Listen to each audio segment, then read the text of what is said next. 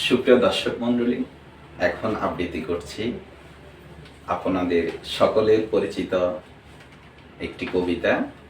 লিখেছেন বিশ্বকবি রবীন্দ্রনাথ ঠাকুর। কবিতাটির নাম হচ্ছে সোনার তরী। গগনে গরজে মেঘ, ঘন বর্ষা, কুলে একা বসে আছি, নাহি ভরসা।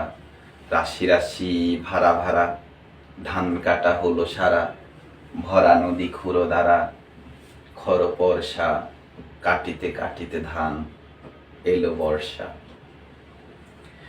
একখানি ছোট ক্ষেত, আমি একেলা, চারিদিকে বাঁকা জল, করিছে খেলা।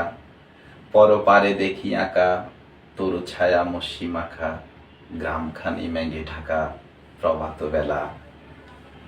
এপারেতে ছোট ক্ষেত, আমি একেলা। গান গেয়ে তরিবে কে আসে পারে, দেখে যেন মনে হয় চিনি ও হারে।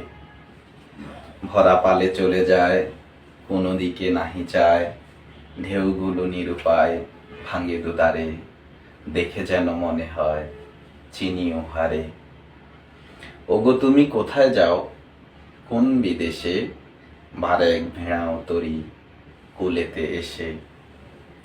যেও যেথা যেতে চাও, যারে খুশি তারে দাও, শুধু তুমি নিয়ে যাও ক্ষণিক হেসে, আমার সোনারি ধান কুলেতে এসে।